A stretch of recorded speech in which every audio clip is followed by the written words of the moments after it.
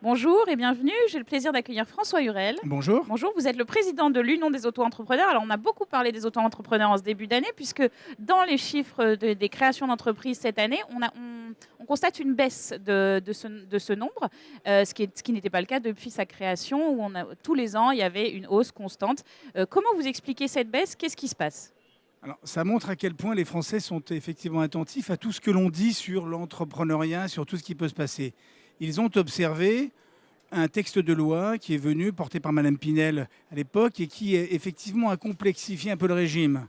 L'idée était sans doute généreuse, c'était de rendre un peu plus convergent les régimes des entrepreneurs entre guillemets traditionnels avec le régime de l'auto-entrepreneur. N'empêche que ça s'est fini par une complexification.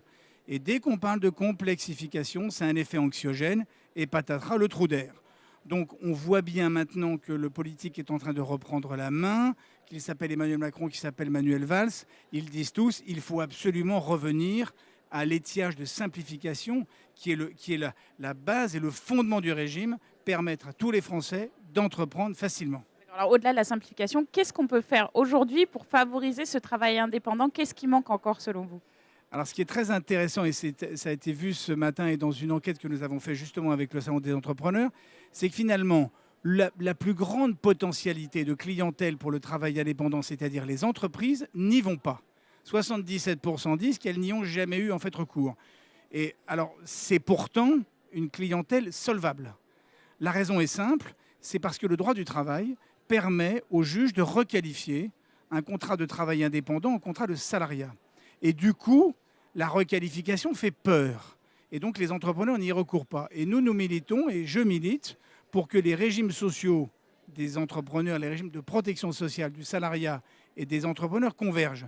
L'idée est simple, c'est pas toucher en fait à la requalification, c'est juste de dire au juge, elle n'a pas d'intérêt, puisque de toute façon, la protection sera équivalente. Si vous faites tomber cette difficulté, vous ouvrez un champ de 77%, c'est juste 2 millions de travailleurs indépendants de plus.